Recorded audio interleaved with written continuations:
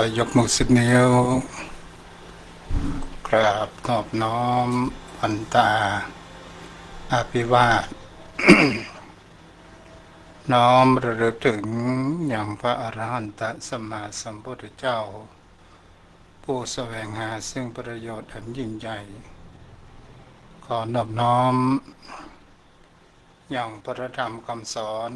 ในศาสนานี้ที่องค์สมเด็จพระสัมมาสัมพุทธเจ้าได้ตรัสแสดงไว้ดีแล้วขอนอบน้อมระลึกถึงอย่างพระสงฆ์สาวกหมู่ใหญ่ผู้มีทิฏฐิอันหมดจดและงดงามโดยเสียงกล่าวของข้าพเจ้า และขอถวายความเคารพนอบน้อมไว้สาไปยังครูบาอาจารย์พระเถราเจ้าพระภิกษุสงฆ์สมณเณรพระสังฆาธิการสงฆ์สมณศักดิ์บัณฑิตนักปราชญ์ท่านผู้มีความรู้ทุกรูปทุกตนทุกองค์มาด้วยความเคารพและขอเจริญสุขเจริญธรรม มายังปอออกไม่ออกศรัทธาอันมีตัง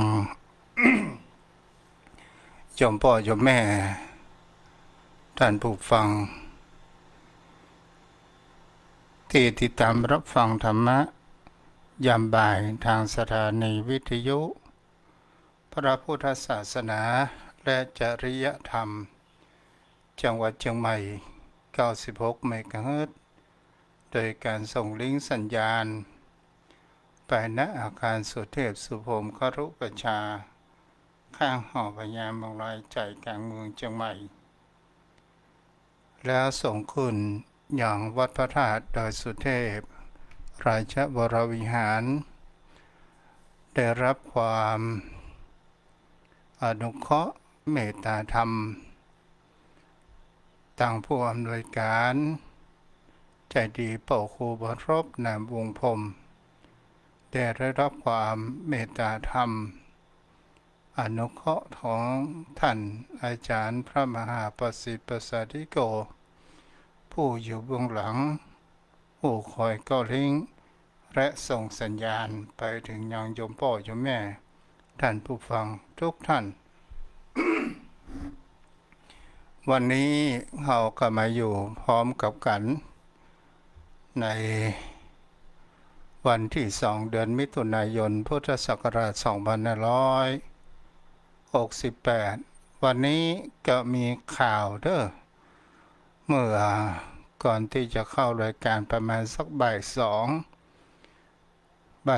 ปลายสัก5 นาทีก็เกิดแผ่นดินไหวศูนย์กลางมันอยู่ที่เมืองเป้าทางแม่ปัง4.5 มิเตอร์แต่กี้ก็สะดุ้งกำสถานญาติโยมทั้งหลายมักมันขยึกก็นึกว่าบนล่างปอสวัสดิ์มาเล่นก้านี่นะอ๋อแต่กี้ทางข่าวไม่เสร็จเพิ่นได้ส่งให้ทางมือถือที่เป็นศูนย์เตือนภัย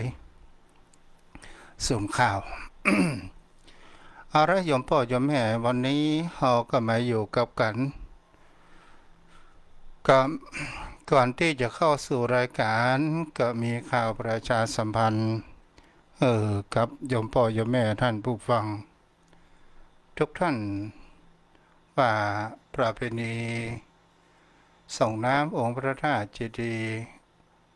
วัดทุ่งพระเกศรีประเกศคำนั้นปีนี้ตรงในวันที่25 เดือนมิถุนายนพุทธศักราช2568สันทายาติโยมทั้งหลายก่อนการงานนั้นการงานก็จะต้องจัดในวันตั้งแต่คืนในวันที่23คืนในวันที่24และตอนกลางวันในวันที่25การได้นิมนต์พระสงฆ์องค์ข้าเจ้าเป็นประจำทุกปีครูบาอาจารย์พระสงฆ์องค์ข้าเจ้า ที่มีความหัววัดเติงหากันก็จะได้นิมนต์มาก็มันประมาณ30กว่ารูปศรัทธาญาติโยมทั้งหลายทุกๆปีนั้นที่ผ่านมาก็โยมพ่อโยมแม่ช่วยกันเป็นเจ้าภาพก็อนุโมทนาบุญด้วยแล้วศรัทธาญาติโยมท่านใดที่จะเป็นเกิดใจได้ว่าอยากจะทำบุญเป็นเจ้าภาพก็สามารถที่จะเก็บปัจจัยทุกปัจจัยรวบรวมได้แล้วก็ใกล้กันใกล้งานเราก็มาทำบุญกันแล้วก็ขออนุโมทนากับทางด้านเจ้าภาพมีต่างแม่ประณียุนงเนตรพร้อมที่ได้ถวายจตุปัจจัยเมื่อเกิดเป็นบุญไว้กับตนกับตัวและมีแม่วิไลวรุณหาการที่ได้ทำบุญเป็นเจ้าภาพตามกำลังของท่านจำนวน500ปุญญาบารมีที่ได้สร้างบุญสร้างกุศลในการทำบุญแปลงเก้าอี้ก็ขออนุโมทนากับโยมแม่ทั้งสองท่านด้วยตลอดจนถึงแม่วรีเกษมพันธ์ที่ได้ทำบุญถวายโภชนะอาหารแล้วถวายปัจจัยเป็นเจ้าภาพ200ปุญญาบารมีตลอดจนถึงแม่สถาพรที่ได้บำรุงอุปถากได้ตันไข่ถวายพระภิกษุสงฆ์สามเณรก็ขออนุโมทนาบุญตัวเนาะอะไรโยมพ่อโยมแม่ แม่สถาพรอมรบุญตีผลนั้นก็ทำบุญทุกสัปดาห์ตันไข่ถวายไข่ทิศละ2 แพ็คก็ขออนุโมทนาบุญตัว วันนี้เราก็มาอยู่กับการโยมพ่อโยมแม่เกี่ยวกับเรื่องการศึกษาในวิถีชีวิตในคนเหล่านั้นจะเป็นสิ่งที่เราจะลองพิจารณาดูว่าการที่คนเหล่านั้นเกิดมาแล้วสิ่งที่คนเหล่านั้นจะหันว่าวิถีชีวิตของคนเหล่านั้นมันไปอยู่กับที่วันนี้จะอู้ในเรื่องแห่งความเปลี่ยนแปลงความเปลี่ยนแปลงมีอยู่บนโลกใบนี้เปลี่ยนแปลงตราบใดเราบอกเข้าสู่แห่งเขาว่าพ้นจากแห่งเขาว่าวัฏสงสารนั่นก็คือเขาว่านิพพานมันก็อยู่ในการเปลี่ยนแปลงในวิถีชีวิตของคนเรานั้นเกิดขึ้นแท้ที่จริงแล้วความคำว่าเกิดคำว่าแก่คำว่าตายแท้ที่จริงแล้วมันเป็นสมมุติสัจจะมีการสมมุตินั้นเกิดขึ้นบนโลกใบนี้แท้ที่จริงแล้วมันก็คือความเปลี่ยนแปลงการเปลี่ยนแปลงมันก็มีอยู่ในลักษณะ2อยู่ในลักษณะนั้นก็คือเปลี่ยนแปลงไปสู่ในทางที่ดีและเปลี่ยนแปลงบางครั้งไปสู่ในทางที่บดีหรือเปลี่ยนแปลงแห่งด้านจิตใจของผู้คนเฮาเปลี่ยนไปในทางเปลี่ยนแปลงใหม่หรือเปลี่ยนแปลงไปในที่เหมาะสมอารมณ์นั้นเกิดขึ้นในที่นี้ก็จะมาเกี่ยวกับแห่งคำว่าเปลี่ยนแปลงสถานญาติโยมบ่ได้เปลี่ยนแปลงยาสีฟันอะไรอย่างเด้อเปลี่ยนแปลงในที่นี้ก็คือการที่คนเหล่านั้นคงสภาพทงดนอยู่นั้นบ่ได้แม้กระทั่งธรรมชาติร่างกายจิตใจของคนเฮาและเป็นสิ่งที่บุคคลเฮานั้นตามที่ลูกทุนั้นได้ศึกษามาว่าที่สมเด็จพุทธจารย์ ปอประยุทธ์หรือว่าพุทธโฆษาจารย์ปอประยุทธ์เพิ่นได้แห่งเขาว่าความเปลี่ยนแปลงก็คือการย้ายจากสภาวะหนึ่งไปสู่แห่งสภาวะหนึ่งโดยที่สองสภาวะนั้นมีทั้งข้อดีโดยกันและมีข้อเสียด้วยกันหมายถึงบางกรณีนั้นเปลี่ยนแปลงจากสภาวะที่ดีไปสู่ภาวะที่บดีบางกรณีนั้นก็เปลี่ยนแปลงไปในทางภาวะที่บดีไปสู่ภาวะที่ดีแล้วก็เป็นสิ่งที่คนเหล่านั้นจะเห็นได้ว่าพระพุทธองค์นั้นตรัสว่าบนโลกนี้ก็มันมีแค่อยู่สองประการมีมืดก็จะต้องมีสว่างมีดีก็ต้องมีชั่วแต่ถ้าว่าคนเขานั้นเป็นสิ่งที่คนเหล่านั้นควรจะศึกษาว่าเราจะทำอย่างใดความดี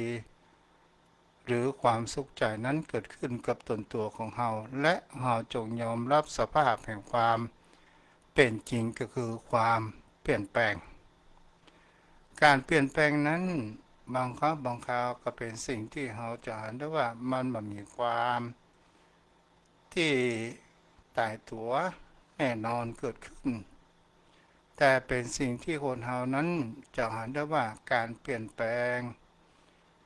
อยู่ในจิตในใจของคนเราอย่างเขาว่าบุคคลที่รับราชการจมพ่อโยมแม่เราจะเห็นได้ว่าจะเป็นผู้ทำหน้าที่ราชการการงานต่างๆนานาเพราะว่าเมื่อมีวิถีชีวิตอยู่ในราชการนั้นมีอย่างเขาว่า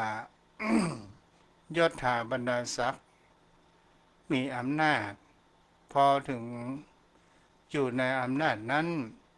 ผู้คนทั้งหลายก็เวลาเราจะไปที่ไหนมีแต่คน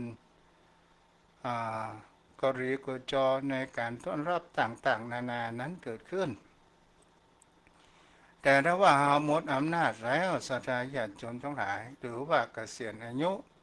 แห่งราชการก็ตามตอนสุดท้ายเราผู้คนที่แวดหน้าแวดหลังของคนเรานั้นก็บ่มีเพราะว่าเรานั้นหมดอายุราชการหมดอำนาจแต่เป็นสิ่งที่บุคคลเหล่านั้นจะต้องเผชิญเจอเหมือนกันครับโยมพ่อโยมแม่เฮาก็เหมือนกันเวลาเมื่อเฮาหนุ่มนั้นเฮามีอำนาจแห่งเงินตราถ้าบุคคลที่มีเงินมีทองมีแต่ผู้คนแวดหน้าแวดหลังล้อมหน้าล้อมหลังนั้นอยู่เสมอเอาอกเอาใจอย่างใดบ่เตื้อเวลาคนเฮานั้นหมดเงินหมดทองหมดปุญญาปรมีหมดอำนาจต่างๆและก็เป็นสิ่งที่เราจะเห็นได้ว่ามันก็บ่มีคนที่จะเข้ามาหานอกจากว่าเป็นมิตรที่แท้เป็นมิตรคู่ใจที่อูจ๋ามันจะมีคนสองคนเพียงเท่านั้นและก็เป็นสิ่งที่บุคคลเหล่านั้นจะเห็นได้ว่าสุดท้ายเนี่ยสิ่งที่คนเหล่านั้นจะได้รับถ้าเราคิดอย่างประตันนั้นก็คือความเงียบเหงาความเศร้าเพราะว่าทุกสิ่งทุกอย่างนั้นมันบอกมีเหมือนเก่าโยมพ่อโยมแม่ทั้งหลายและก็เป็นสิ่งที่บรรดาสิ่งที่ในโลกในนี้เราจะเห็นได้ว่าความจริงมันคืออันหยังตามที่พระองค์นั้นได้ตรัสในเรื่องแห่งคำว่ารสโยมพ่อโยมแม่เราจะเห็นได้ว่ารสแห่งอาหารรสแห่งน้ำก็ตามโยมพ่อโยมแม่เราก็ดูว่าบางครั้งบางคราวเราดื่มกาแฟเรากินน้ำหวานเราจะเห็นว่ารสชาติแห่งน้ำกาแฟก็ตาม โอวัลตินก็ตามน้ำชาเครื่องดื่มอะไรอย่างก็ตามมันก็มีรสชาติแตกกันไปต่างๆนานานั้นเกิดขึ้นพระพุทธองค์ว่ารสน้ำที่มีแปรเปลี่ยนสภาพไปมันก็บ่สามารถที่จะสู้รสแห่งน้ำจืดได้ยมพ่อยมแม่เฮาจะหันได้ว่าวิถีชีวิตของคนเฮานั้นแท้จริงแล้วน้ำดื่ม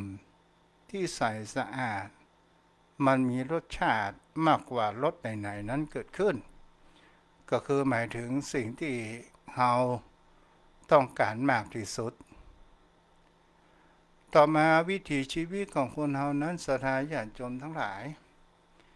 ยามเมื่อเฮามีแห่งเขาว่ามีพละกำลังมีวัยที่อันหนุ่มเฮาก็จะมีความคิดในเรื่องทำมาหากินสู้ชีวิตอยู่บนโลกแห่งความเป็นจริงแล้วจิตใจของบุคคลเฮานั้นแห่งความเป็นจริงที่เฮากว่าเฮาจะได้เงินมาเฮาก็จะต้องมีแห่งคำว่าปัญญานี้ก็คือเป็นปัญญาที่ทำสัมมาอาชีพ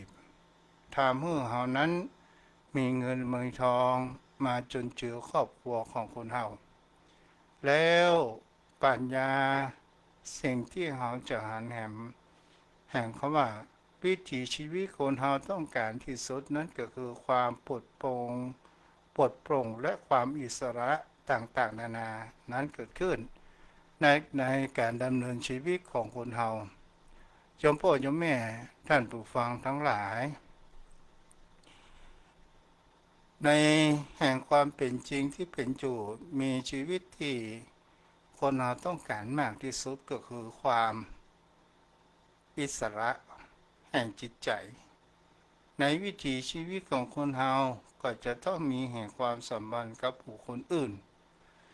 เวลาคนเรานั้นร่วงโรยไปสู่ยามแก่ชราเกิดขึ้นสิ่งที่คนเราต้องการมากที่สุดนั้นก็คือความอิสระแห่งจิตใจความสงบความโปร่งแห่งจิตใจความเบา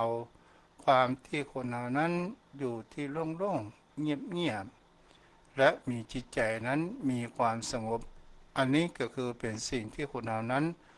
ต้องการมากที่สุดนั้นเกิดขึ้นโยมพ่อโยมแม่ แล้วเราก็มาดูแห่งเขาว่ามองไปข้างหน้าสู่จุดหมายสูงกว่าที่รออยู่ชีวิตของคนเรามีอย่างพ้องที่เรานั้นสามารถประสบและก็ควรที่จะได้แห่งการประสบนั้นเกิดขึ้นนั่นก็คือความพูดเขาว่าบรรลุเป้าหมายที่เราต้องถ่ายไว้หรือว่าในสิ่งที่คนเรานั้นได้ทำให้กับประเทศชาติก่อให้เกิดผลประโยชน์ต่างๆนานาชีวิตของคนเรานี่ยมพ่อยมแม่แต่ละชีวิตนั้นก็ย่อมมีแห่งที่จะก้าวไปมามีวันที่จะถอยกลับคืนมาเหมือนดังพระพุทธองค์นั้นได้ตรัสว่าจุดหมายประโยชน์ของชีวิต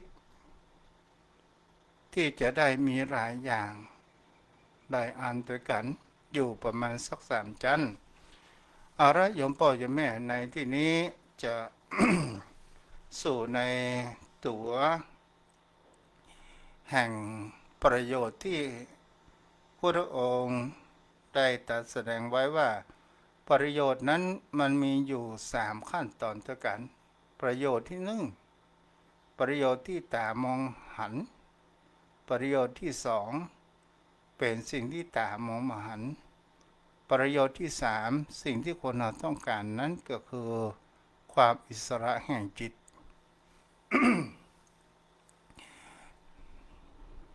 ยันเดอร์เนาะ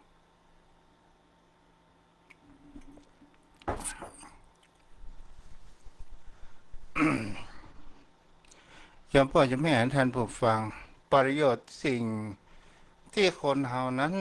ยามเมื่อมีชีวิตอยู่เนี่ยเฮาต้องการมากที่สุดประโยชน์ที่ตามองหันประการแรกนั้นก็คือทรัพย์สินเงินทองทำไมคนเฮาต้องการทรัพย์สินเงินทองก็ที่เฮาจะได้พึ่งความเป็นอยู่เพื่อที่เฮาจะได้ใช้ใจสอยในทางด้านจับจ่ายซื้อของแลกเปลี่ยนต่างๆนานานั้นเกิดขึ้นกว่าที่คนเราจะได้เงินมานั้นมันก็จะต้องลงทุนลงแรมในการศึกษาในการเรียนรู้เพื่อที่เราจะได้ปัญญาเบื้องต้นนั้นก็คือสุตตปัญญาเมื่อเรามีปัญญาเมื่อเรามีการศึกษาเราก็สามารถที่จะเรียนรู้ทางด้านใดด้านหนึ่งอย่างแห่งความอิสระเกิดขึ้นและเราประกอบไปสัมมาอาชีพแล้วก็ให้เกิดเราทำงานเพื่ออย่างเล่าก็เพื่อที่เราจะได้ประโยชน์ทรัพย์สินเงินทองนั้นมาเพื่อที่เราจะแลกเปลี่ยนสิ่งของจะแลกเปลี่ยนซื้อที่ซื้อหนซื้อบ้านซื้อจองตลอดจนถึงมีชีวิตที่ครอบครัวและมีความอบอุ่นถ้าเป็นโสดอยู่กับเพื่อพ่อเพื่อแม่ต่อมาศรัทธาญาติโยมทั้งหลายสิ่งที่คนเราต้องการแห่งประการหนึ่งนั้นก็คือการยอมรับยอมรับในตนตัวของเราในสังคมก็คืออย่างเล่าก็คือตำแหน่งฐานะเกียรติยศต่างๆนานานั้นเกิดขึ้นสิ่งที่คนเราต้องการแห่งประการหนึ่งนั้นก็คือความว่าร่างกายแข็งแรงนั้นก็คือความว่าสุขภาพดีเป็นคุณสมบัติเบื้องต้นที่คนเรานั้นควรอยากจะได้อยากจะมีเพราะว่าการที่เรามามีโรคภัยไข้เจ็บถือว่าเป็นลาภอันประเสริฐอาโลคยาปมาราภาเป็นลาภอันประเสริฐเป็นเช่นลาภงอลาภฝ่ายเด้อ เป็นลาภอันประเสริฐก็หมายถึงก็ว่าถ้าคนเราบ่มีโรคภัยไข้เจ็บมาเบียดเบียนเราสามารถที่จะทำมาหากินได้สะดวกสบายนั้นเกิดขึ้นแต่ถ้าว่าคนเรานั้นถ้าเรามีโรคภัยไข้เจ็บมาเบียดเบียนเราก็บ่สามารถที่จะทำมาหากินเพื่อเกิดแห่งความคล่องตัวนั้นได้นี่ก็เป็นสิ่งที่คนเรานั้นอยากจะได้ในประโยชน์เบื้องต้นที่ตาหันแทนประการหนึ่งศรัทธาญาติโยมทั้งหลายโยมพ่อโยมแม่เมื่อตอนเวลาเราเป็นหนุ่มเป็นสาวก็ตามเมื่อเราเป็นโสดเราจะหันได้ว่าสิ่งที่คนเราต้องการมากที่สุดก็คือครอบครัวที่มีความอบอุ่นครอบครัวที่ดีและมีความสุขเฮาวาดฝันไปต่างๆนานาศรัทธาญาติโยมทั้งหลายแล้วบางครั้งบางคราวมันก็ประสมดังใจที่เฮาหวังและสิ่งที่บางครั้งบางคราวมันก็อยู่ที่เฮาสร้างถ้าเฮาอยากจะสร้างครอบครัวที่มีความสุขเฮาก็ย่อมทำเป็นตัวอย่างและมีแห่งคำว่าเสียสละนั้นเกิดขึ้นเราจะได้สิ่งที่เป็นความสุขนั้นติดตามมาโยมพ่อโยมแม่ท่านผู้ฟังทั้งหลายนี่คือเป็นประโยชน์ที่ตาหันและสัมผัสได้เราจะหันได้ว่าประโยชน์ที่ตาหันนี้กว่ามันจะได้มานั้นมันก็เกิดแห่งความดิ้นรนและขวนขวายว้าวุ่นไปด้วยปัญหาต่างๆนานานั้นเกิดขึ้นบางครั้งบางคราวก็เป็นตัวนำพามาแห่งความคิดมากปัญหารุมเร้าแห่งจิตใจทำให้จิตใจของเรานั้นมีการขุ่นมัวมีการอาฆาตพยาบาทเกิดขึ้น เนี่ยแหละเป็นสิ่งที่คนเราจะหันได้ว่าประโยชน์เบื้องต้น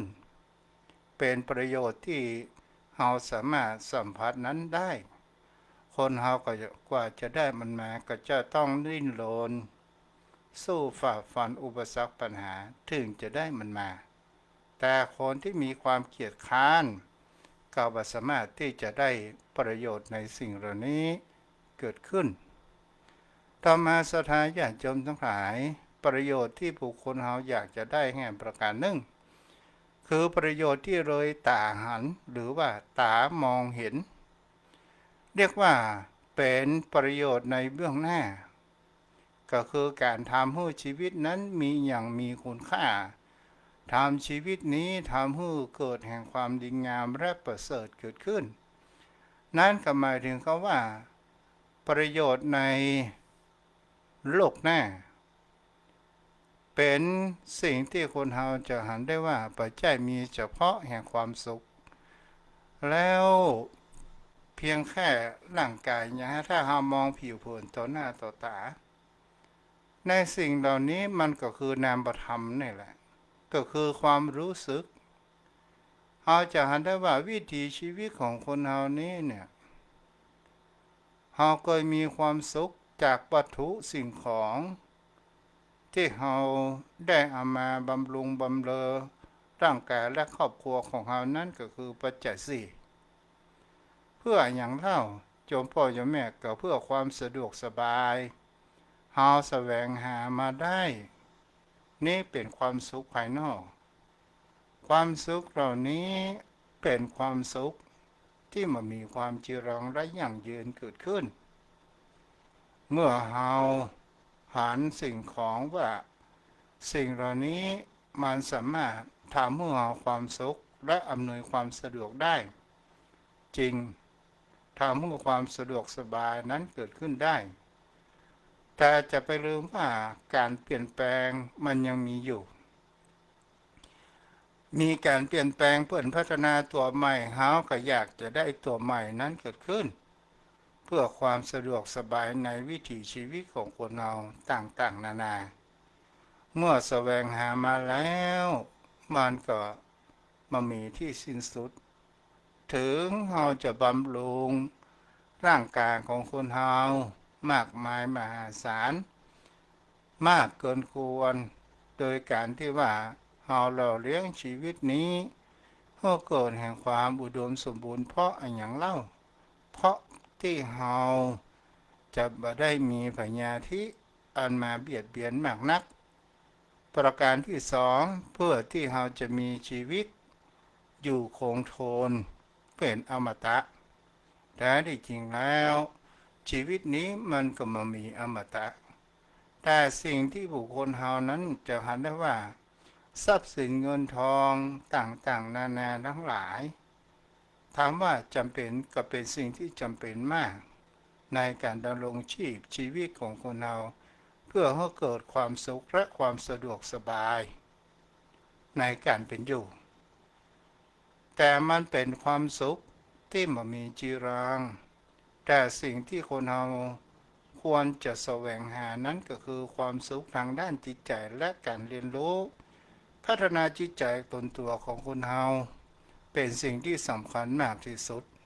ที่มันเป็นประโยชน์โดยตาหันโยมพ่อโยมแม่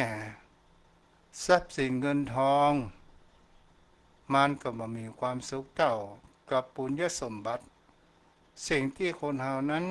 จะหันได้ว่าทำไมเราจะต้องทำบุญทำไมเราจะต้องพัฒนาจิตใจตนตัวของเราให้เกิดมีการพัฒนาและแสวงหาสิ่งที่ดีๆเพื่อกับจิตกับใจของตนตัวของเรานั้นพ่องเพราะว่าจิตใจของคนเรานั้นศรัทธาญาติโยมทั้งหลายอาหารที่จะทำให้จิตใจยังมีความสุขนั้นก็คือการที่เราปล่อยวางแห่งความโกรธโลภหลงนั้นลงได้พ่องและเราบ่ยึดมั่นในวัตถุสมบัตินั้นมากเกินไปเราบ่ยึดมั่นในตัวบุคคลนั้นมากเกินไป เฮายึดอย่างพระธรรมคำสอนของพระพุทธองค์แนวทางที่จะทำให้เฮานั้นปล่อยวางเกิดขึ้นถ้าเฮาลองคิดดีๆและเฮาหมั่นศึกษาเฮาจะทำอย่างใดให้เฮามีความสุขโยมพ่อโยมแม่เฮาก็ลองไหว้พระสวดมนต์และเฮาแผ่เมตตาและเฮาทำสมาธิอันนั้นแหละเฮาจะหันได้ว่าเกิดแห่งความสุขเกิดขึ้นแต่ทุกสิ่งทุกอย่างที่เฮาทำนั้นเฮาจะไปหวังว่าจะหวังได้สิ่งนั้นสิ่งนี้จะหวังได้นิพพานจะหวังได้ความสุขจะหวังเพราะว่าความหวังก็คือความยึดมั่นถ้าเฮาบ่หวังมันจะเกิดขึ้นตามธรรมชาติของมันเองเกิดขึ้นที่คนเฮานั้นว่าหวังมากทุกมากอันยังเมื่อแต่ว่าโยมพ่อโยมแม่บางท่านบางคนก็มีหวังมากก็ทุกข์มากถ้าเฮาบ่หวังเสียเลยล่ะมันก็บ่มีความทุกข์อันหยัง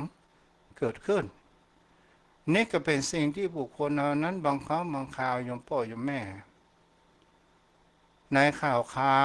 จะเป็นข่าวของพระสงฆ์องค์เจ้าก็ตามเพราะอันอย่างคนเฮามันถึงมีความทุกข์มากก็เพราะว่าความยึดมั่นถือมั่นในตัวบุคคลมันเลยเกิดแห่งคำว่าเฮาจะไปเริ่มคิดว่า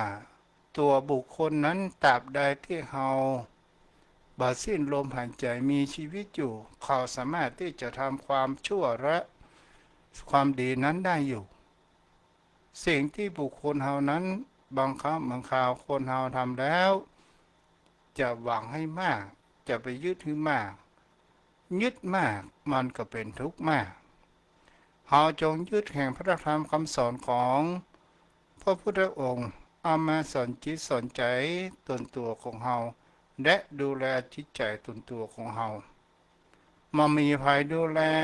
จิตใจเฮาเต้ากับตัวของเฮาอันอย่างที่เฮาจะดูแลจิตใจของเฮานั้นก็คือทำคำสอนของพระพุทธองค์เรียกว่าอัปปมาณธรรม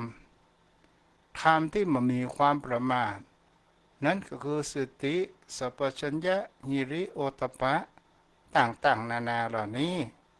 ก็จะทำให้จิตใจของคนเรานั้นปล่อยวางและเราก็จะมีการเจริญเติบโตนั้นใหญ่ขึ้นสิ่งที่เป็นกุศลสิ่งที่เป็นบุญเพราะอย่างเล่าเราทำเพื่อที่เรานั้นจะได้พึ่งอาศัยเจ้าพ่อเจ้าแม่เราหาเงินหาทองทรัพย์สินภายนอกนั้นเราหามาเพื่อที่เราจะได้พึ่งพาอาศัยทรัพย์สินเหล่านั้นให้ความสะดวกสบายเกิดขึ้นแต่จิตใจของคนเรานั้นก็จะต้องพึ่งแห่งเขาว่าบุญกุศลก็คือกุศลที่จะมีทานศีลภาวนาแล้วเราจะได้พึ่งพาเมื่อเราล้มหายตายจากโลกนี้ไปเราก็จะได้เลือกพึ่งพาบุญทำไมเราต้องทำบุญเป็นหนึ่งนิดเล่าก็เพราะว่าทำให้จิตใจของเรานั้นเปิ้นห้องว่าบรรลงตายคำว่าบรรลงตายในที่นี้ก็หมายถึงคำว่าเจ้ามามีความกระซับกระส่ายทุกสิ่งทุกอย่างเราได้เตรียมเสบียงต้นตัวของเราไว้พร้อมแล้วนี้ก็คือเป็นสิ่งที่เรานั้นจะหาได้ว่าเมื่อคนเราทำสิ่งใดก็ตามเป็นหนึ่งนิดจะเป็นอุปนิสัยและก็เป็นสันดานจิตของเราก็จะผูกพันสิ่งนั้นมากอย่างกับโยมพ่อโยมแม่ท่านผู้ฟังที่ได้ฟังลูกทุได้อูได้จ่าเนี่ยเราก็ลองดูสังเกตว่าแฟนคลับรายการบางคนก็มีจริตชอบฟังธรรมะบันเทิงบางคนก็ชอบฟังธรรมะคำสอนบางคนก็ชอบธรรมะบรรยายนี่เพื่ออย่างล่ะก็เพื่อคือเกิดแห่งความสุขและเกิดปัญญาของคนเราต่อมาวิถีชีวิตของคนเราต้องการมากที่สุดนั้นก็คือความอิสระ ความอิสระแห่งจิตก็คือความที่บ่ผูกพันบ่ความบ่ยึดมั่นถือมั่นเพื่ออย่างศรัทธาญาติโยมทั้งหลายเราจะไม่ได้ตกในอำนาจกระแสแห่งความเปลี่ยนแปลงแปรปรวนของบนโลกใบนี้อย่างที่เราหันในโลกธรรมถ้าเรามีโลกธรรม8ศรัทธาญาติโยมทั้งหลายนั้นก็คือมียศเสริมยศมีลาภมียศเสริมยศมีสรรเสริญมีนินทามีทุกข์และก็มีสุขมีลาภเสื่อมลาภนี่แหละเป็นสิ่งที่เราจะเห็นได้ว่าเรามองไปแล้วบนโลกใบนี้มันตกอยู่ในกฎรักทั้งนั้นบอกว่าเป็นสิ่งใดก็ตามจะเป็นว่าขันธ์ห้าก็ตามจะเป็นสิ่งใดก็ตามร่างกายของคนเราก็ตามมันจึงบ่มีคำว่าเที่ยงบ่มีคำว่าเป็นอมตะแล้วคนเฮานี่บางครั้งบางครามันก็ไปมัวไปหลงไหลและเฮาหลงไปยึดว่าเป็นตนตัวของเฮาแท้ที่จริงแล้วมันก็เป็นเพียงแค่ธรรมชาติและตอนสุดท้ายมันก็เป็นเพียงแค่สิ่งที่สมมุติสิ่งที่คนเฮานั้นเกิดมาได้ก็เพราะว่าเฮามีบุญเฮาเกิดมาเพื่อที่เฮาจะทำบุญกำไรที่จะได้สั่งสมไปในภพภูมิข้างหน้าเพื่อที่จะให้หลุดพ้นแห่งคำว่าวัฏสงสารนี้เองโยมพ่อโยมแม่ความอิสระแห่งจิตนี้หมายถึงอย่างใดก็หมายถึงเขาว่าบ่ยึดมั่นในสิ่งทั้งปวงจะเป็นความดี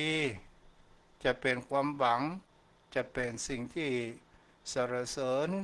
จะเป็นคำทรัพย์สินมรดกต่างๆนานาทั้งหลายแม้ตนตัวของเฮาก็ตามเฮาจะเห็นได้ว่าร่างกายตนตัวของเฮานี้เนี่ยแท้ที่จริงแล้วมันก็เป็นเพียงแค่วัตถุอันประกอบไปด้วยดินน้ำลมไฟเมื่อเฮาหมดลมหายใจจิตของเฮานั้นออกจากร่างอุปมาเหมือนดั่งบ้านเก่าบ้านที่มันผุพังไปด้วยปลวกแคะเหลมต่างๆนานาตอนสุดท้ายบ้านจะพังเมื่อเฮาทนอยู่ในบ้านที่จะพังตอนสุดท้ายบ้านมันโค่นใส่ตนตัวของเฮาก็ถือว่าเฮานั้นก็มามีชีวิตรอดแต่ถ้าว่าเฮาอยากจะมีชีวิตรอดเฮาก็จะต้องออกจากบ้านนั้นและไปอาศัยบ้านใหม่จิตของคนเฮาก็ตามโยมพ่อโยมแม่ร่างกายนี้อุปมาเหมือนดังบ้านแล้วไอ้ยังเป็นพวกแค่เลมก็คือพญาธิมันแค่เลมและมันมีการเปลี่ยนแปลงไปตามดินฟ้าอากาศเหมือนบ้านที่โดนพายุโดนแดดโดนฝนโดนร้อนต่างๆนานามันก็กัดก่อนกันไปในประการเช่นนั้นนี้ก็เป็นสิ่งที่เราจะเห็นว่าจิตใจของคนเราถ้าเราศึกษาแล้วก็คือการที่ว่าเราอยากจะให้จิตของเรานั้นมีอิสระก็คือคลายแห่งความยึดมั่นถือมั่นลงไปได้และเราจะเห็นแห่งความเป็นจริงถ้าเราทำได้ก็ถือว่าเราจะหันแห่งสัจธรรมโยมพ่อโยมแม่ท่านผู้ฟังวันนี้ก็คงเอาไว้เพียงเท่าอี้เนาะวันนี้มีผู้ฟังที่รับฟังทางติดตามทางรับชมรับฟังทางเฟซบุ๊กก็มีแม่ประณียืนดวงเนตรพ่อนานอินสมแม่ครูธัญญาพ่อนานกำพลคุณโยมจันจรัตน์เนาะที่ได้รับฟัง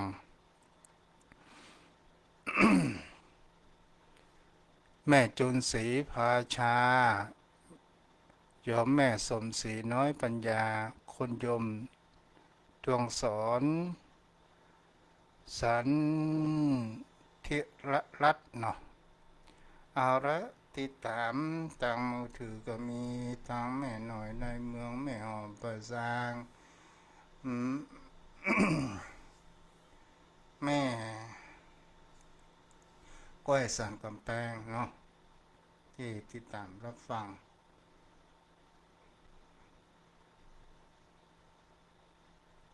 อ้าวใครจะอ๋อยังมีเวลาอยู่เนาะ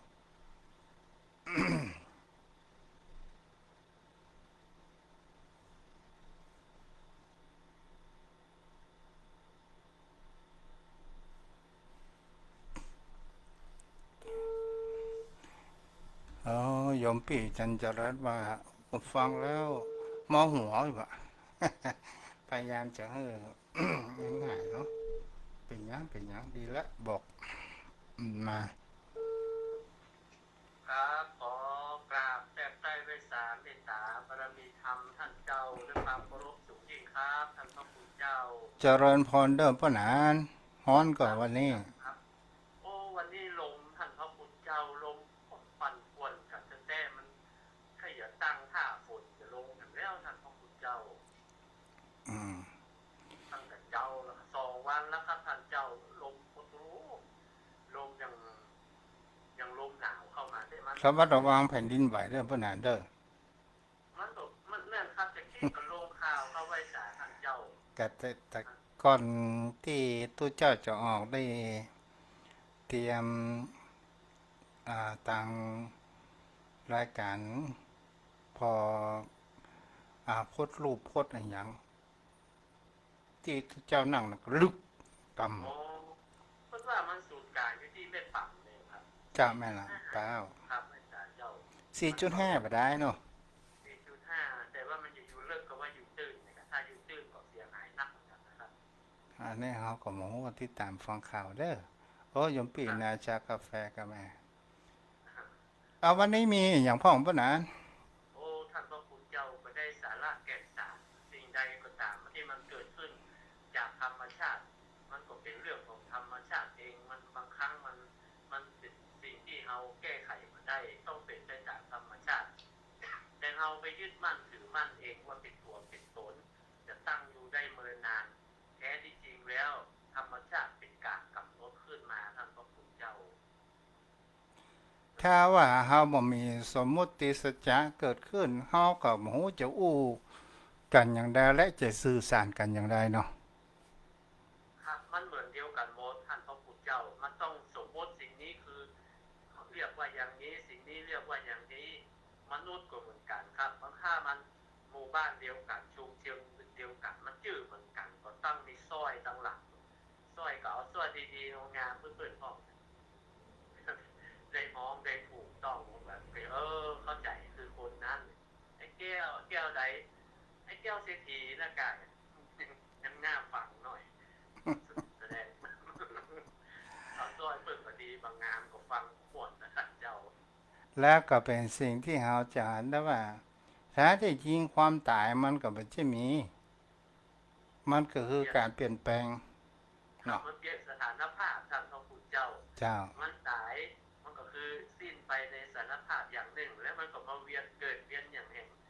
มันก็ซับเปลี่ยนเวียนกันไปครับมันไม่ได้บรรลุมันไม่ได้สิ่งอรหันตามันก็ต้องเวียนว่ายตายเกิดกันไปเพียงแต่ว่าเราจับมาได้แล้วท่านเจ้าเนาะเจ้าเราเกิดมาแต่ภพแต่ชาตินั้นเป็นอย่างพ่องเนี่ยเราจับมาได้เองที่จริงวงจรชีวิตของมนุษย์ผมก็ว่าสั้นนะท่านพระคุณเจ้ามันมันอยู่กับประมาณสัก70-80นะครับ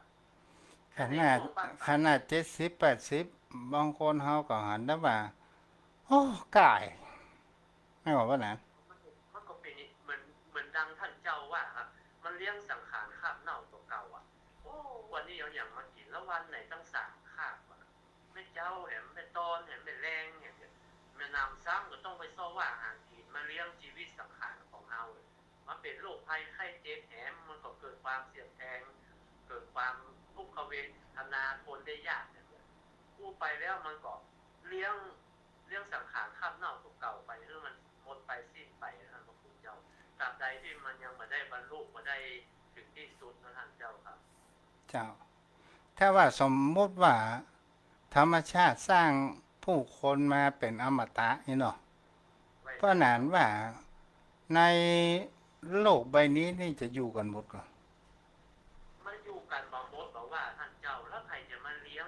พ่ออุ้ยแม่หมดเอาน่ะแล้วใครจะเป็นคนเลี้ยงอ่ะโอ้แล้วเกิดมารุ่นหลังมันก็ยังครับวิบากกรรมมันต้องไปเลี้ยงตั้งแต่ต้นว่ะลงมาถึงตัวเก่าแล้วก็จะเอากำลังที่ไหนมาสว่างเลี้ยงพันธุ์พ่อผลบุตรีเนี่ยมัน เออเรื่องนี้เพราะนั้นไหวสาเจ้าคนเฒ่าคนแก่ที่เปิ่นจ้างเล่าสมัยหมู่เฮาเป็นละอ่อนเปิ้นว่าคนเฮาเนี่ยน่ะแท้ที่จริงแล้วเนี่ยมันลอกคราบได้แต่คนเฮามันกลัวเอาคราบนั้นไปเผาไฟอ่ะเลยลอกคราบมาได้เหมือนดังงูอีกอ่ะคงจะเป็นเช่นนั้นมันคงจะเป็นนิยายปรัมปราอย่างนั้นเหมือนล่ะกะกับชีวิตของคนเฮานะที่ว่าเปิ้นฮื้อมาแค่30 ปีฮื้องัวก็ฮื้อ30หมูหมาถูกไหมเถอะบอกหมาก็ฮื้อ30บอกก็ฮื้อ30แล้วคนเฮาเนี่ยมันความอย่างว่าความโลภเนี่ยอู้ไปตามเรื่องเนาะความโลภหรือว่าความอยากใกล้เด้อโอ้30เนี่ยมันกำลังม่วนมันหมดบวยน้ำไปปล่อยเด้ออัน หมาเขาว่าโอ้30เอาไปเฝ้าครัวเฝ้าของตายอะจ้ะมันอย่างมาเมินล่ำเมินเหลือมาเฝ้าของคือมนุษย์เนี่ยเอาไปคืนเพื่อเปิดแผลเอาสิก็พอละอันเช้าเนี่ยก็เอาไปคืนคนมามันนี่พอเหี้ยงัวก็ว่าโอ้ยมีเรื่องการอย่างนักแต่นักว่าไป30 ปีตายอะไรเนาะหลังแอนหลังฮักโมแล้วก็เอา10 ปีก็พอละอัน20 ปีแล้วก็คนก็ขอเอาไปคือคนก็เอามาเห็น ผลสุดท้ายบอกว่าโอ้จะมาอยู่กับมนุษย์จะมาเล่นหลอกคือมนุษย์ได้มีความสุขตายกับ30 ปีเมื่อเตะเมื่อว่าเอา10 ปีก็ละ3 ปีนี่อย่าไปคืนเนี่ยมนุษย์เขาก็ขออย่างชีวิตมนุษย์คนเขามันเสวยอายุของสัตว์ต่างๆตามที่ความว่าเป็นความเป็นมนุษย์คนเฮาเนี่ย30 ปีเนี่ยหมดถือว่าเฮาจะได้ว่าอายุของคนเฮาหมดไปจาก30 ปีถึง40 ปีนี่เหมือนควายเนาะพวกนั้นครับเป็นเช่นนั้นท่านเจ้าได้30 ปีไม่ม่วนนะอายุม่วนกินข้าวกับลำรับก็ดีมองหูอิดหูหิวเพราะว่ามันเสวยอายุคนน่ะโอ้มันอย่างมันมีความสุขเบิกบานแต่ว่าโอ้เขาก็ขึ้น50-60ไปแล้วเริ่มแผ่วเริ่มอิดลุ่ม40เอ่อ30ถึง50อ่ะ50ไปจนถึง70นี่เป็นอายุว่าหยังอ่ะเอ่อ10 ปีอาบน้ำหนาว20 ปีเอาสาวกา30 ปีบรรดาสมาชิกนิยการสามอ๋อถ้า40 ปีนี่เป็นของวัวของควายอยู่ครับอืม50 ปีเป็นของหมาครับท่านเจ้าเอาเฝ้าบ้านเฝ้าจครับองเหรอ60-70นี่มันก็เริ่มเข้าเริ่มแก่เป็นของวอกเป็นของลิงนี่แหละครับมันเหี่ยวมันเหมือน70ว่า70ต้นไปนี่ก็คือเป็นอายุของลิงเนาะครับแม่อุ้ยมันจุหลอจุหลานกว่าหลานให้กิ๊กบะเอ้เนาะโอ้ท่านเจ้าคนเฒ่านะเอาเฮาเนี่ยเป็นต้นแบบนะให้หัวเหมือนให้และแห่งอย่างหนึ่งมันเฒ่ามันเหี่ยวไปมันเซ้าหาที่งามเป็นบ่ได้นะท่านเจ้าหัวก็ล้านเนี่ยเขี้ยวก็บ่มีเวลาไข้หัวโอ้เป็นน้ำหูน้ำตาเป็นมันมันเป็นวัยชราแบบนิ้วหนังก็เหี่ยวยานเตี้ยวก็ลังกล่องเตี้ยวก็ปัดไปปัดมาบ่ซื่อบ่ตรงมันหมดความงามหมดความคงทนเหมือนต้นไม้ดอกไม้นะท่านเจ้ามันไม่เจ้าก็ยังดูงามบ่ายสายไปมันก็เหี่ยวเหมือนดอกอย่างเดียวกันนะครับท่านเจ้าคนเฮาอย่างเงี้ยมันที่มันย้อมจิตย้อมใจกันนี่มันอู้คือม่วนใจไปแล้วอู้ยังอยู่คงเดิมอยู่เนาะอย่ามาแข็งแรงยังงามอยู่เนาะอย่าเพื่อนย้อมใจกันเลยที่จริงแล้วมันบ่ใจมันเสื่อมไปถึงวันนะมันหมดความงามไปถึงวันท่านเจ้ามันไม่ได้อยู่คงที่หรอกมาเป็จ้านไปไม่เสร็จสามีภรรยาคู่กำลังใจกันมาได้ว่ายังแข็งแรงอยู่เนาะยังมีสุขภาพดีทั้งเจ้าที่มันโรยลาแล้วท่านเจ้าครับ อนุโมทนาเด้อพ่อหนานครับกราบไหว้สาท่านเจ้าด้วยความเคารพอย่างสูงยิ่งครับคือน้ำธรรมคำสอนเป็นคติอุทาหรณ์ส่งอกส่งใจนะครับยึดมั่นถือมั่นในตัวตนของเรานะครับเอาความดีเป็นที่ตั้งสร้างคุณงามความดีไว้ คือกับตนกับตัวนะครับท่านญาติธรรมกัลยาณมิตรกัลยาณธรรมทุกท่านได้ฟังน้ำฟังธรรมด้วยกันมันมีจิตใจเบิกบานได้มีจิตใจที่จุ่มจื่นไปกับน้ำธรรมคำสอนเหมือนกันพร้อมๆกันนะครับขอขอบพระคุณครับสวัสดีครัอนุบโมทนาเด้ออ้าวใครจะโทรมาตอนนี้ก็มีเวลาอยู่7 นาที063163995006316399500631639950โทรเข้ามาได้เด้อ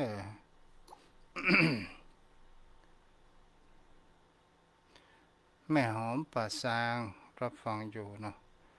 063163995006316399500631639950เงียบปิ้งเนาะ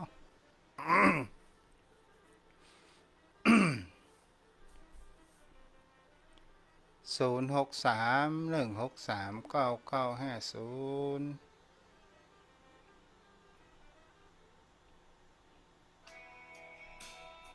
เจริญพรแม่อะไรนมัสการพระอาจารย์จ้าโยมข้างนอกกลับมาทางพระอาจารย์อยู่ทันอยู่อ๋อจ้าเป็นกำลังใจให้นะครับพระอาจารย์จ้าบุญรักษาแม่อาลีสาธุสาธุค่ะพระจ้าอาจารย์จ้า06316399500631639950เจริญพรเจ้าเจ้าวัดสาธารณพระครูนะเจ้าเจ้าอันนี้เสียงเหมือนไม่แหละโยมแม่อยู่ปางหกแสอำเภอปราแซงพี่เจ้าอ๋อปากหุบฟ้าเจ้าเจ้าเจ้าเป็นกำเป็ลันงใจให้ท่านนะเจ้าจะเป็นจะได้พ่อป่าซางน่ะก็แดดออกนะเจ้าอ๋อเจ้าแดดบ่ฮ้อนเนาะเจ้าบ่ฮ้อนเจ้าเจ้าอนุโมทนาเด้อเจ้าเจ้าวัดสาธารณเจ้าเจ้าอ้าวแม่ก้อยเจ้าแม่จากที่จัดแหงมาจากนะวันนี้ไหวจากกระแปงอ่ะอ๋อเจ้าเรียกแม่เดี๋ยวก็ดังร่มเจ้าเป็นยังเจ้าระวังเด้อมันสูญแก่ของอยู่สังกะแปงนะที่ได้ไหมเด้อเจริญพรใครโทรมาแล้วก็วางสายพี่ฮะ063163995006316399500631639950จมพ่อจมแม่วันพรุ่งนี้ก็เป็นวันศีลวันพระเดือนเก้าเหนือออก8 ค่ำเนาะประเพณีส่งน้ำองค์พระธาตุเจดีย์วัดสรีปะเก็ตคำพระธาตุสรีปะเก็ตคำวัดทุ่งปะเก็ตปุ่นเด้อวันที่25เดือนเก้าดับเนาะปีนี้เดือนเก้าดับเต็มเนาะสถานญาติโยมทั้งหลายใครจะโทรมาโทรเข้ามาได้0631639950แฮม3 นาทีสุดท้ายนะน้องคนเดิมสาธุอนุโมทนาเด้อที่รับฟังกันเนาะก็มี หลายท่านหลายคนด้วยกันที่รับฟัง แม่เรือนแก้วเจริญพรแม่เจริญพรแม่เรือนแก้วรับฟังอยู่กันแล้วนะอ้าวขายสุดท้ายโนมาเนี่ยเจริญพรแม่ขนเมืองไปได้ยินเสียงเมืองแล้วเด้อฮัลโหล นมัสการค่ะ อ๋อมันได้เสียงยินได้ยินเสียงยินแม่โยมแม่เมินแล้วเด้อ